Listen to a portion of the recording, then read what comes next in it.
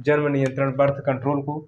जो जन्म नियंत्रण होता है, जन्म नियंत्रण का मतलब ये होता है कि जन्म को नियंत्रित कैसे किया जाए। ठीक, जन्म को नियंत्रित करने के लिए कई तकनीक का उपयोग करते हैं। जो तकनीक इस प्रकार है, तो देखिए पहली तकनीक की है अस्थाई। अस्थाई का मतलब होता है टेम्परेरी, यानी कि कुछ समय के लिए। ठीक, यानी कि अस्थायी रूप से जन्म को नियंत्रित किया जाता है। ठीक, उसके बाद क्या है अस्थाई, यानी कि हमेशा हमेशा के लिए जन्म को क्या किया जाता है, नियंत्रित कर लिया जाता है उस तकनीक द्वारा। ठीक, अब गर्भपात या सगर्भता का चिकित्सीय समापन, जिसमें देखिए चिकित्सीय समापन का मतलब होता है डॉक्टर विधि द्वारा क्या किया जाता है, उसको एबॉर्शन या फिर क्या कर देते हैं, उसको चिकित्सकीय समापन कर देते हैं। ठीक, तो सबको हम पढ़ेंगे। पहला कौन सा है, अस्थायी विधि, दूसरा है अस्थायी विधि, तीसरा है गर्भपात। ठीक, अब देखिए अस्थायी विधि के 5 प्रकार होते हैं, ध्यान से देखिएगा। पहला है प्राकृतिक, दूसरा है रोधक, तीसरा है रासायनिक, चौथा है आयोडीन, पांचवा है क्या, हार्मोन्स। तो हम क्या बताएं, पहला क्या है प्राकृतिक है, दूसरा क्या है रोधक है, तीसरा क्या है रासायनिक है, चौथा क्या है आयोडीन है, पांचवा क्या है हार्मोन है। ठीक, अब प्राकृतिक पहला देखते हैं। प्राकृतिक के भी 3 प्रकार होते हैं, आवधिक आत्मसंयम, आंतरिक मैथुन और स्तनपान अनावर्तव। ठीक, अनार्तव। और रोधक के भी 3 4 प्रकार होते हैं। रोधक का मतलब रोधक जो होता है वो भी 4 प्रकार के हो सकते हैं। पहला है निरोध या फिर कंडोम, दूसरा है सर्विकल कैप, तीसरा है बोल्ट और चौथा है डायफ्राम। ठीक, अब देखिए रासायनिक विधि में, रासायनिक यानी कि केमिकल होता है जो किस रूप में रहता है, तो जो केमिकल होता है फोम के रूप में रहता है। फॉर्म का मतलब होता है जिससे सेविंग करने वाली जो क्रीम आती है उसे फॉर्म कहते हैं। जेली के रूप में रहता है, पेस्ट के रूप में यानी कि मंजन के रूप में भी रह सकता है। ठीक, प्रमुख रासायनिक रूप से कौन कौन से रासायनिक पदार्थ होते हैं, लैक्टिक एसिड, बोरिक एसिड और जिंक सल्फेट होते हैं। ठीक, आईयूडी, आईयूडी का पूरा नाम होता है इंट्रा यूटेराइन डिवाइस। ये भी 2 प्रकार के होते हैं, कॉपर आईयूडी और हार्मोन स्रावित करने वाली आईयूडी। ठीक, अगला क्या है हार्मोन। हार्मोन में आते हैं गर्भ निरोधक गोली। गर्भ निरोधक गोली भी 2 प्रकार की होती है, एक लघु गर्भ निरोधक गोली, एक दीर्घ गर्भ निरोधक गोली। ठीक, इसको भी हम लोग आगे आगे कवर करेंगे। दूसरा है अंतःरोपण। अब ये अस्थायी विधि हो गई। अगला क्या है अस्थायी विधि। अस्थायी विधि में क्या होता है, जिसमें अस्थायी रूप से परमानेंट क्या किया जाता है, गर्भ मतलब परमानेंट जन्म को नियंत्रित कर दिया जाता है। ठीक, अब उसके 2 प्रकार होते हैं, बैसोक्टॉमी और ट्यूबेक्टॉमी। ठीक, अगला क्या है सगर्भता का चिकित्सीय समापन, इसमें कुछ टेक्निक होती है, उसको उस पर बात करेंगे हम लोग। तो आइए पहली बात करते हैं किसपे, प्राकृतिक। अस्थाई, अस्थाई का पहला रूप है प्राकृतिक। प्राकृतिक का पहला है आवधिक आत्म संयम। एकदम हम लोग भी संयम के साथ पढ़ेंगे। ठीक, एकदम आराम से चीज़ों को समझते हुए, जल्दबाजी ना करते हुए। तो पहला क्या है आवधिक आत्म संयम। ठीक, क्या है आवधिक आत्म संयम। आवधिक आत्म संयम में होता क्या है ये देखते हैं। आवधिक आत्म संयम, इधर देखेंगे थोड़ा कि अंडोत्सर्ग, जब नर और मादा में अंडोत्सर्ग क्या होता है, जब अंडोत्सर्ग कितने दिन पे होता है, आतर्वक चक्र के 14वें दिन। ठीक, यानी कि अंडोत्सर्ग के 7 दिन पहले और 7 दिन बाद। ठीक, कब 7 दिन पहले और 7 दिन बाद क्या हो, निषेचन ना हो, यानी कि क्या हो 7 दिन पहले। देखिए ध्यान से समझिएगा, आवधिक आत्म संयम क्या होता है कि निषेचन के 7 दिन यानी अंडोत्सर्ग कैसे दिन होता है, 14वें दिन। उस 14वें दिन के 7 दिन पहले और 7 दिन बाद, 7 दिन बाद कौन सा दिन आ जाएगा, 21वें दिन।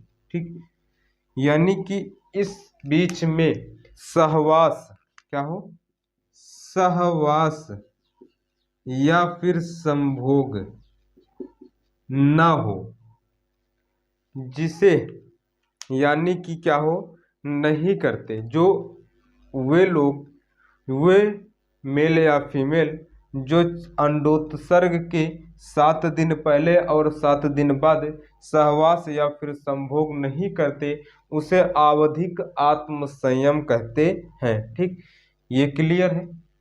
अब आगे बढ़ते हैं। आगे क्या है? आंतरिक मैथुन। आंतरिक मैथुन बहुत ही आराम से, बहुत ही सरल तरीके से हम लोग पढ़ने वाले हैं आंतरिक मैथुन को। चलिए देखते हैं आंतरिक मैथुन क्या होता है। नर, एक नर जो होता है अपने वीर्य को यानी कि अपने सीमेन को स्खलित कर देता है। किसमें? अपने सीमेन को स्खलन कर देता है। किसमें? मादा के योनि में। ठीक, क्या प्रोसेस होता है? एक नर जो होता है वो अपने वीर्य को स्खलित कर देता है। किसमें? मादा के वेजाइना में, योनि में। और वही नर क्या हो, आंतरिक मैथुन में क्या था, वो नर वीर्य भी निकाले, संकलित भी करे, लेकिन मादा योनि में न जाने पाए सीमेन। तो जब योनि में नहीं जाएगा तो निषेचन नहीं होगा, जिससे क्या होगा? जन्म नियंत्रण हो जाएगा। ठीक, अब देखिए, अब ये वाला भी समाप्त हो गया। उसके बाद क्या था? स्तनपान अनार्तव। इसमें क्या होता है? जब एक मादा अपने शिशु को, एक मादा क्या होती है, एक मादा अपने शिशु को कितने माह तक दूध पिलाती है? तो 5 से 6 माह तक दूध पिलाती यानी कि स्तनपान करती है। तो उस समय आतर्व चक्र अस्थायी रूप से क्या होता है? बंद हो जाता है। क्या होता है? उस समय आतर्व चक्र अस्थायी रूप से बंद हो जाता है। जब अस्थायी रूप से बंद कर हो जाता है तो उस समय निषेचन नहीं होता। ठीक, जब आतर्व चक्र बंद हो जाएगा तो निषेचन नहीं होगा, जिससे जन्म क्या होगा? नियंत्रित हो जाएगा। ये तीनों चीजें क्लियर हैं। आगे बढ़ते हैं।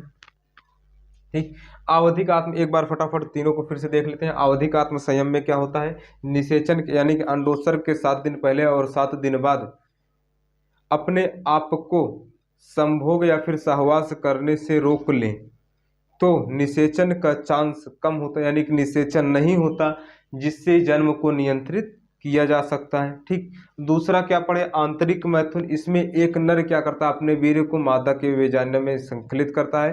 वो स्खलन की प्रक्रिया ना हो, वीर्य निकले भी, स्खलन भी हो, लेकिन वेजाइना में ना हो, तो उसे क्या कहेंगे? आंतरिक मैथुन कहेंगे, जिससे क्या होता है? जन्म को नियंत्रित हो जाएगा।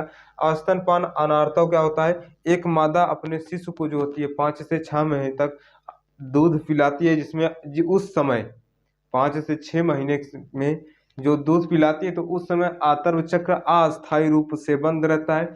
जब आतर्व चक्र अस्थायी रूप से बंद रहेगा तो उस समय आतर्व चक्र का अस्थायी रूप से बंद होना ही अनार्तव कहलाता है। ठीक, जब आतर्व चक्र अस्थायी रूप से बंद हो जाएगा तो उस समय निषेचन के चांस खत्म हो जाते हैं। ये क्या थे? प्राकृतिक थे। ठीक, अब देखते हैं क्या, अब देखते हैं क्या रोधक। यहां तक प्राकृतिक में कोई दिक्कत हो तो पूछ लीजिए। रोधक मतलब होता है बैरियर।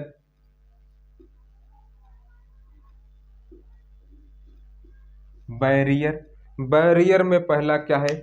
रोधक यानी कि ऐसी प्रक्रिया जिसमें शुक्राणु को अंडाणु के पास यानी कि स्पर्म को, ऐसी प्रक्रिया जिसमें स्पर्म को ओवम के पास जाने से क्या कर सके? रोक सके, उसे क्या कहते हैं? रोधक कहते हैं। वे रोधक, वे रोधक इस तरीके से होते हैं, इतने प्रकार के हो सकते हैं। पहला कौन सा है? निरोध। इसको हम हटा के फिर से पूरे को कवर करते हैं।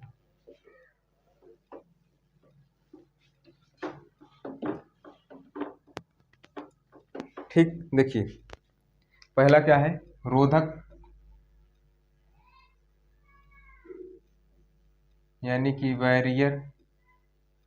बैरियर में पहला क्या है? बैरियर में पहला है निरोध या फिर कंडोम। ठीक, ये क्या होता है निरोध या फिर कंडोम क्या होता है? ये क्या होता है? एक रबड़ का आवरण होता है। क्या होता है? एक रबड़ का, यानी कि किसका आवरण होता है? रबड़ का आवरण होता है। ठीक, रबड़ का आवरण का मतलब क्या होता है? लैटक्स। लैटक्स का क्या होता है? लैटक्स यानी कि रबड़ का आवरण होता है। किसका बना होता है? तो ये लैटक्स यानी कि रबड़ का आवरण होता है। ठीक, जो कहाँ पर यूज किया जाता है? किसका बना होता है? लैटक्स या रबड़ का आवरण का बना होता है। कहाँ पर यूज होता है? कौन उपयोग करता है? तो इसका उपयोग नर द्वारा किया जाता है। नर द्वारा कहाँ पर किया जाता है? तो नर द्वारा बाह्य ज्ञानेंद्रिय पर किया जाता है। नर द्वारा इसका उपयोग बाह्य ज्ञानेंद्रिय पर किया जाता है। ठीक, अब ये क्या थे? ये क्या थे? रोधक। रोधक किसके बने होते हैं? लैक्टक या रबड़ का आवरण होता है, जिसका उपयोग नर द्वारा बाह्य ज्ञानेंद्रिय पर किया जाता है। इसी में निरोध यानी कि कंडोम के भी दो चीजें होती हैं, दो भाग होते हैं। कौन कौन? एक ये हो गया जो नर द्वारा उपयोग किया गया, एक होता है फेमिडोम। ध्यान रखिएगा, ये वाला एक फेमिडोन है। फेमिडोन, इसका उपयोग मादा द्वारा किया जाता है। किसके द्वारा किया जाता है? मादा द्वारा किया जाता है। कहाँ पर किया जाता है? तो वेजाइना यानी कि योनि में किया जाता है। ठीक, अब इसके उपयोग से यानी कि रोधक के उपयोग से, यानी कि इस निरोध और फेमिडोम के उपयोग से यौन संचरित रोग होने के चांस बिल्कुल नहीं रहते। किसका? सबसे महत्वपूर्ण पॉइंट, एसटीडी यानी कि यौन संचरित रोग। ठीक, यौन संचरित रोग होने के चांस बिल्कुल नहीं रहते, यानी कि यौन संचरित रोग नहीं होता। अब ये हो गया पहला निरोध। दूसरा क्या है? Cervical cap. तो आइए देखते हैं उसको। हम एक काम करते हैं, सबको एक साथ लिख लेते हैं। कौन कौन सा था? कौन कौन सा था? सर्विकल कैप, और कौन सा था? बोल्ट था, और डायफ्राम था, और क्या था? बस। ठीक, तो देखिए सबको कवर कर लेते हैं एक साथ, एक साथ ही समझ में आएगा वो। तो दूसरा क्या था? Cervical cap. उसके बाद क्या होता है? बोल्ट। और सबसे लास्ट वाला क्या था? डायाफ्राम।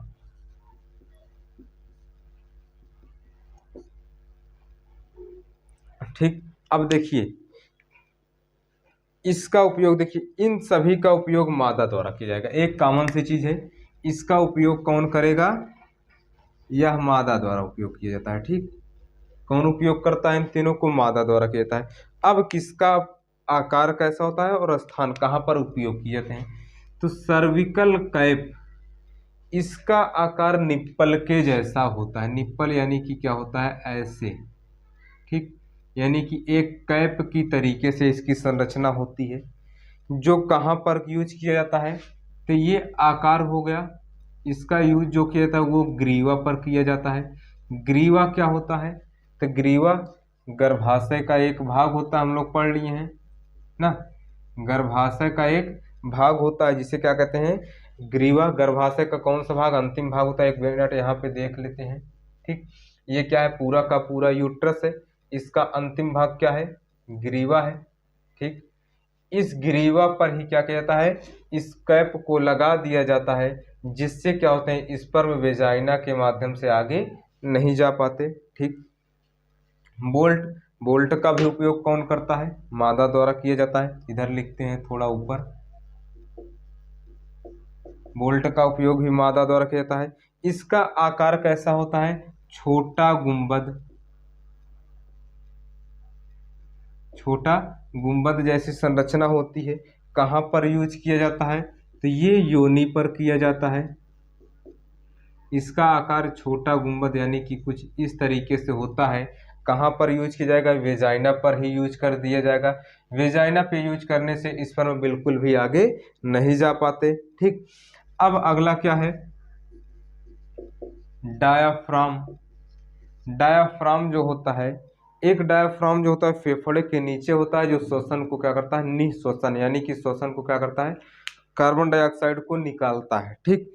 और एक डायफ्राम जो होता है एक विधि होती है, एक टेक्निक होती है, एक कह लें तो एक यंत्र होता है जिसका उपयोग मादा द्वारा किया जाता है, जो जिसका आकार बड़ा गुंबद जैसे होता है, ठीक।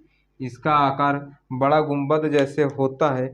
और ये कहाँ पर यूज किया जाता है, गर्भाशय में यूज किया जाता है। यानी कि कहाँ पर, तो यहाँ पर यूज किया जाता है, इस वाले भाग पर इसका उपयोग किया जाता है। तो चलिए देखते हैं 1 मिनट फिर से फटाफट। जो सर्विकल कैप होता है वो किसके आकार का होता है, एक निप्पल के आकार का जैसा, कीप के आकार का जैसा होता है, जिसका उपयोग गर्भाशय के अंतिम भाग पर किया जाता है, ठीक। और जो बोल्ट होता है वो छोटा गुंबद के आकार का होता है, जिसका उपयोग वेजाइना पर किया जाता है। और डायफ्राम जो होता है उसका उपयोग गर्भाशय पे किया जाता है, जो सबसे बड़ा भाग होता है, ठीक। अब इसके उपयोग से क्या होगा, उपयोग तो करेंगे लेकिन क्या होगा, जब उपयोग करेंगे तो वेजाइना से यूट्रस तक तो स्पर्म तो आएगा, लेकिन ओवम इधर से नहीं आ पाएगा, ठीक। अब देखिए सर्विकल कैप लगाएंगे तो ग्रीवा का, ग्रीवा पर लगाएंगे, यहाँ पर फिट होगा, कौन फिट करेगा, डॉक्टर फिट करेगा, ठीक। अब ग्रीवा पर लगाएंगे, इस गर्भाशय के अंतिम भाग पर लगाएंगे तो इसके आगे स्पर्म नहीं जा पाएगा। उसके बाद क्या, बोल्ट है, बोल्ट जो है गुंबद के आकार की संरचना होती है, जिसका उपयोग वेजाइना पर लगाएंगे, वेजाइना पर लगाएंगे तो इसको आगे ये नहीं जा पाएगा स्पर्म। अगला क्या है, डायफ्राम। डायफ्राम जो होता है वो गर्भाशय, उसको कहाँ उपयोग करते हैं, गर्भाशय करते हैं यहाँ पर, तो ये आगे ओवम से जाके नहीं मिल पाएगा। जब एक स्पर्म ओवम से नहीं मिल पाएगा तो निषेचन नहीं होगा, ठीक। इससे क्या होगा, जन्म को नियंत्रित कर लेंगे। तो ये सभी चीजें हो गई। जो तीसरा भाग था वो क्या है, रसायन है, ठीक। तो ये पहले देखिए तीसरा भाग जो है वो क्या है, रसायन है। हम लोग 2 पढ़ लिए हैं, 5 पढ़ना था, 2 पढ़े, कौन कौन सा, एक पढ़ लिए, पहला कौन सा था, प्राकृतिक, दूसरा पढ़ लिए रोधक, तीसरा पढ़ रहे हैं रसायन। तो रसायन का जो कार्य होता है, ये रसायन क्या करता है, स्पर्म को मार देता है, ठीक। क्या करता है, स्पर्म को मारकर खत्म कर देता है। और स्पर्म को मारना स्पर्मियोसाइड कहलाता है, ठीक। क्या कहलाता है, स्पर्मिसाइड कहलाता है। स्पर्म को मारना स्पर्मिसाइड कहलाता है, ठीक। अब देखिए स्पर्म को मार देते हैं तो इसका उपयोग कहाँ करते हैं, रोधक के अंदर, यानी कि किसके, जो ग्रीवा होता है उस पे जो सर्विकल कैप होता है, बोल्ट होता है, इन सभी के ऊपर, यानी कि सर्विकल कैप, बोल्ट और डायफ्राम के ऊपर इसका उपयोग करते हैं, ठीक। ये हो गया रसायन हो गया। अब इसके बाद आता है आईयूडी। तो आईयूडी जो होता है, यह सबसे ज़्यादा, जो आईयूडी होता है इसका फुल फॉर्म होता है इंट्रा यूटेराइन डिवाइस। क्या होता है, इंट्रा यूटेराइन डिवाइस। इस इंट्रा यानी कि अंतःगर्भाशय युक्ति, ठीक। यह युक्ति कहाँ पर सबसे ज़्यादा, कुछ पॉइंट होते हैं, इसका कुछ पॉइंट है। तो यह युक्ति भारत में सबसे ज़्यादा उपयोग किया जाता है, कहाँ पर, भारत में सबसे ज़्यादा उपयोग किया जाता है, कहाँ पर, भारत में सबसे ज़्यादा इसका उपयोग किया जाता है। इसकी बनावट कैसी होती है, किसकी बनी होती है ये, तो इसकी बनावट जो होती है वो स्टील की बनी होती है, ठीक।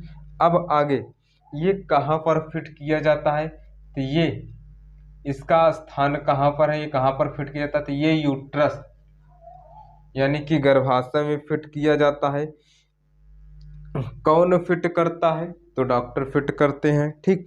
अब इसके 2 प्रकार पढ़े थे हम लोग, कौन कौन से, इसके 2 प्रकार होते हैं। पहला कौन है, कॉपर आईयूडी, दूसरा क्या था, हार्मोन, ठीक।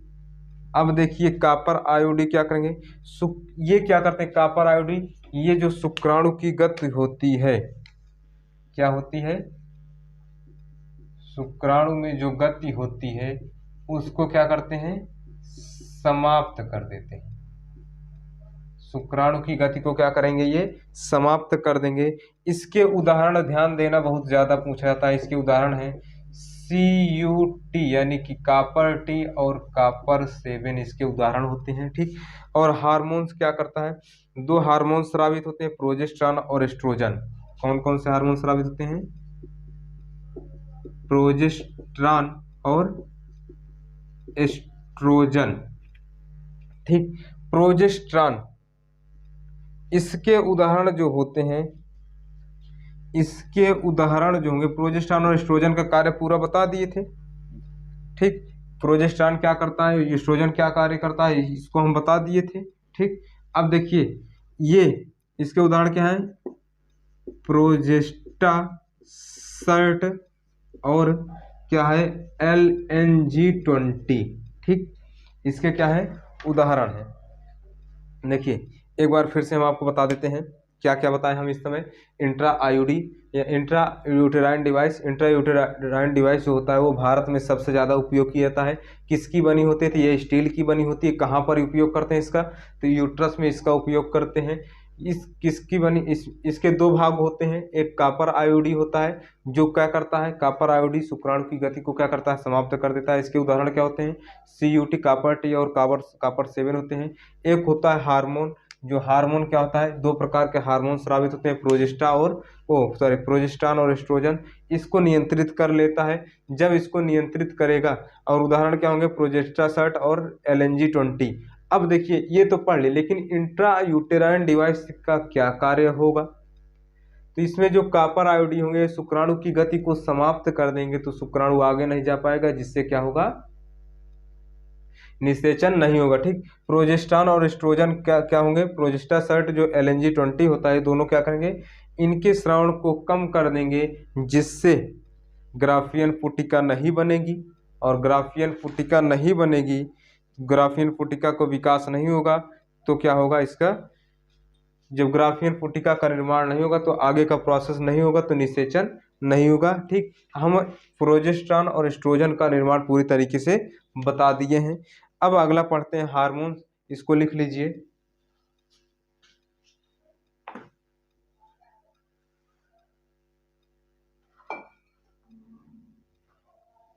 देखिए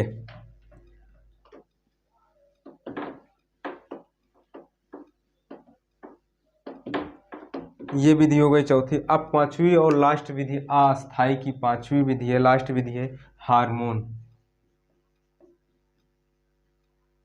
ठीक, कौन कौन से हार्मोन, प्रोजेस्टेरॉन और एस्ट्रोजन। हार्मोन दो भाग होते हैं बताए थे, एक पहला था क्या, गर्भ निरोधक गोलियां। ठीक, क्या था, गर्भ निरोधक गोलियां, यानी कि ओरल कंट्रासेप्टिव पिल्स। ठीक, ओरल कंट्रासेप्टिव पिल्स जब हम आपको दिखाए थे तो बता दिए थे क्या, ये भी दो प्रकार के होते हैं, ओरल कंट्रासेप्टिव पिल्स यानी कि OCP। एक होता है लघु ओरल कंट्रासेप्टिव पिल्स, एक होता है क्या, दीर्घ ओरल कंट्रासेप्टिव पिल्स। ठीक, अब जो लघु होता है, यानी कि देखो लघु मतलब क्या होता है, छोटा, यानी कि जिसमें या तो दो हार्मोन्स दो होते हैं, प्रोजेस्टेरॉन और एस्ट्रोजन। लघु में क्या होगा, या तो प्रोजेस्टेरॉन पाया जाएगा या फिर एस्ट्रोजन। ठीक, कोई एक पाया जाएगा, कोई एक हार्मोन पाया जाएगा, या तो प्रोजेस्टेरॉन या तो एस्ट्रोजन। दीर्घ में क्या होगा, प्रोजेस्टेरॉन और एस्ट्रोजन दोनों हार्मोन्स पाए जाएंगे। तो इसके उदाहरण पूछे जाते हैं। सबसे महत्वपूर्ण क्या है, इसके उदाहरण है। तो इसके उदाहरण जो होते हैं वो क्या है, सहेली। ठीक, क्या है, सहेली। और इसके उदाहरण दीर्घ के क्या होते हैं, इसके उदाहरण माला डी और माला एन। ठीक, ये अब ये बता दें यहाँ तक कि तुम जो माला डी होता है, जो सहेली है, इसकी खोज ये कहाँ पे बनाई गई थी, तो ये लखनऊ में, कहाँ पर, लखनऊ के CDRI यानी कि सेंट्रल ड्रग रिसर्च इंस्टीट्यूट में बनाया गया था। ठीक, इसको कैसे लिया जाता है, तो इसको सप्ताह में एक बार लिया जाता है। ठीक, अब उसके बाद एक ये दोनों कैसे, इसको पर डे लिया जाता है। ठीक, अब ये क्या हो गया, हार्मोन समाप्त हो गए। ठीक, अब पढ़ते हैं कौन सी विधि, अस्थाई विधि, सॉरी एक अंतःरोपण विधि है। अंतःरोपण विधि जो होती है उस विधि में क्या किया जाता है, तो उस विधि में रोपण नहीं हो पाता।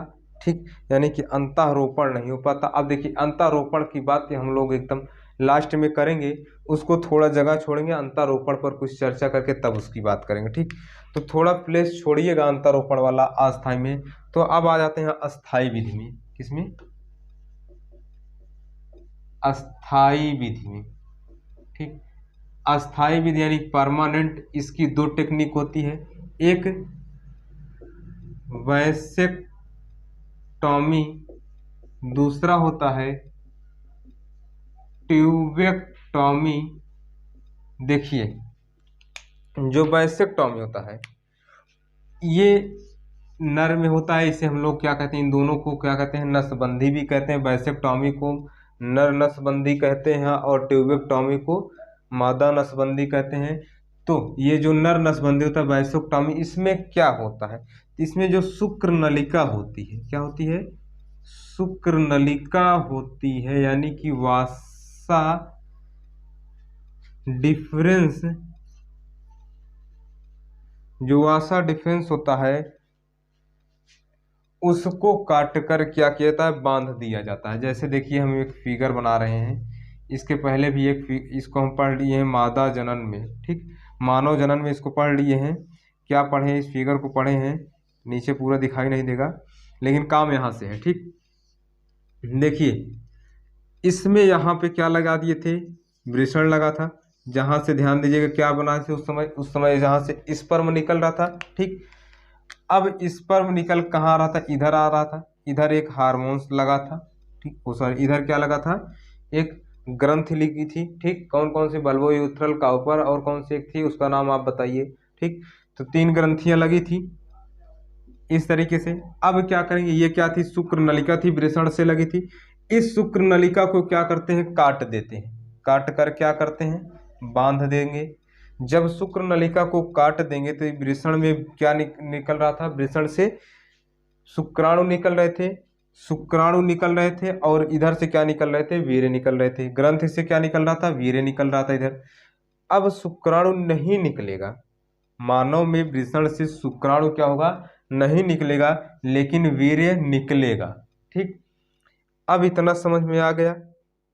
जब शुक्राणु की क्या, इस ग्रंथ को काट कर बांध देंगे तो इसमें क्या होगा, निषेचन नहीं होगा, ये अस्थायी रूप से बंद कर दिया जाता है, इसको दोबारा फिर पुरानी अवस्था में नहीं लाया जा सकता। ठीक, इसमें क्या करते हैं, वैसेक्टॉमी में समझ में आ गया प्रोसेस, इसमें इसे नर नसबंदी कहते हैं। इसमें शुक्र नलिका यानी कि वासा डिफरेंस को क्या करते हैं, काट कर बांध देते हैं। देखो वैसेक्टॉमी वी से शुरू हो रहा है, वी से क्या हो रहा है, वासा शुरू हो रहा है। ठीक, यानी कि वासा डिफरेंशिया शुक्र नलिका। ठीक, यानी कि वैसेक्टॉमी वासा डिफरेंशिया। ठीक, वैसेक्टॉमी किस में होता है, तो शुक्र नलिका में होता है। ठीक, शुक्र नलिका किस में होता है, तो नर में होता है। ठीक, अब ट्यूबेक्टॉमी, इसमें क्या करते हैं, अंडवाहिनी को काटकर बांध देते हैं। किसको, अंडवाहिनी यानी कि फैलोपियन नलिका को काटकर क्या करते हैं, बांध देते हैं। चलिए देखते हैं कैसे। ये है क्या, मादा जनन तंत्र। अब देखिए यहां से मतलब है, ठीक, ये है ओवम। अब ये क्या है, ये है अंडवाहिनी या फैलोपियन नलिका। ठीक, यानी कि ट्यूब है, तो इसको क्या करेंगे, इसको यहाँ से क्या करेंगे, काट कर बांध देंगे। जब इधर से काट कर बांध देंगे, इधर वाले को इधर बांध देंगे, तो बताइए यहाँ पर ओवम बन रहा था, ओवम आगे आएगा नहीं। जब ओवम आगे नहीं आएगा तो निषेचन होगा नहीं। ठीक, जब निषेचन नहीं होगा तो उसे क्या कहेंगे, ट्यूबेक्टॉमी। जब निषेचन नहीं होगा तो जन्म नियंत्रित हो जाएगा। इस तकनीक को क्या कहते हैं, ट्यूबेक्टॉमी। यहाँ ट्यूबेक्टॉमी और फैलोपियन ट्यूब। ठीक, फैलोपियन नलिका या फिर फैलोपियन ट्यूब, ट्यूब से याद रखेंगे ट्यूबेक्टॉमी। ट्यूबेक्टॉमी किस में होता है, फैलोपियन नलिका में होता है, या फैलोपियन नलिका किस में होती है, तो महिला में होती है। ये हो गया अस्थाई विधि। ठीक, दोनों क्या हो गए, अस्थाई विधि हो गए। अब लास्ट वाला आता है गर्भपात या सगर्भता का चिकित्सीय समापन, इसको ऐसे जान लेते हैं थोड़ा। सगर्भता का चिकित्सीय समापन क्या होता है, ठीक। तो देखिए सगर्भता का चिकित्सीय समापन, टाइम ज़्यादा हो रहा है फिर भी चलिए इसको समाप्त कर लेते हैं। सगर्भता का चिकित्सीय समापन यानी कि MTP, medical termination of pregnancy, time का अभाव होने के कारण क्या कर रहे हैं, इसको शॉर्ट में लिख रहे हैं, लॉन्ग में बता दे रहे हैं, ठीक। अब देखिए जब ये क्या होता है MTP, जब भ्रूण में, किसमें, जब भ्रूण में यानी कि एम्ब्रियो में कोई विकार हो यानी कि कोई रोग हो तो उसे क्या करते हैं, भ्रूण में ही मार देते हैं। जब भ्रूण में कोई विकार हो यानी कि कोई रोग हो तो उसे भ्रूण में ही क्या करते हैं, उसे भ्रूण में ही क्या करते हैं, मार देते हैं, जिसे क्या कहते हैं, गर्भपात, ठीक। अब कहेंगे ये कैसी तकनीक है, इसमें क्या ये सही तकनीक है जिसमें क्या किया जा रहा है, शिशु को ही मार दिया जा रहा है, ठीक। अब इसमें देखते हैं गुणसूत्रीय विकार होने के कारण इसमें क्या किया जाता है, भ्रूण को मार दिया जाता है। अब देखिए कैसे मारते हैं और कब मारते हैं, तो पहले थोड़ा समझ लेते हैं। ये क्या है, ये यूट्रस है, यहाँ पर क्या रहता है, भ्रूण रहता है। अगर भ्रूण में कोई गुणसूत्रीय विकास है, क्या है यहाँ पे, ये भ्रूण है, इस भ्रूण में कोई गुणसूत्रीय विकार होता है तो इसे वहीं पर मारते हैं। तो मारने से पहले डॉक्टर लोग क्या करते हैं, इस भ्रूण को छोटे छोटे पार्ट में काट देते हैं। काटने के बाद इसको क्या कर लेते हैं, बाहर निकाल लेते हैं, ठीक।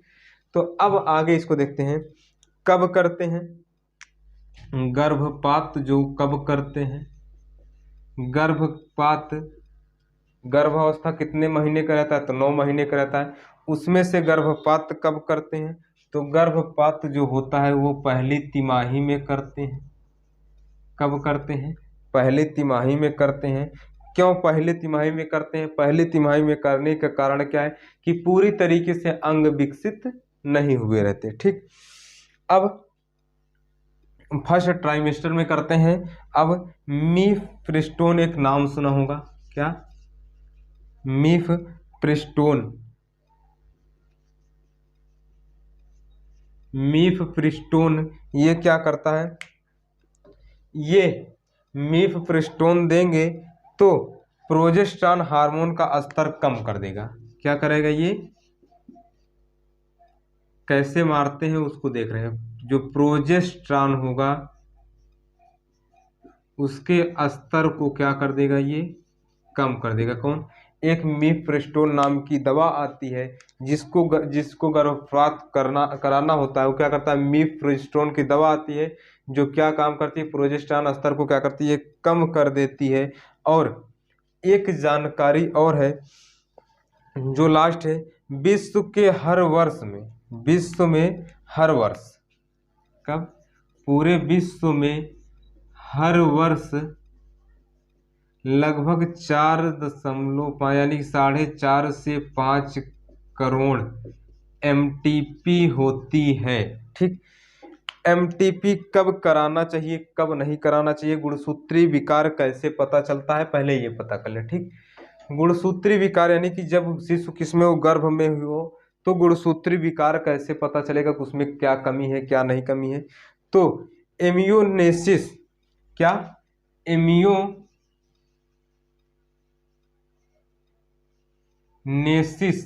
एमियोनेसिस क्या होता है कि भ्रूण के बाहर, किसके, भ्रूण यानी कि इस भ्रूण के बाहर क्या होगा,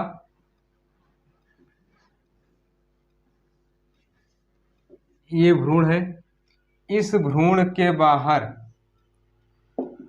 यहाँ पर कुछ द्रव्य होते हैं जिसे क्या कहते हैं, एमियोनेसिस, ठीक।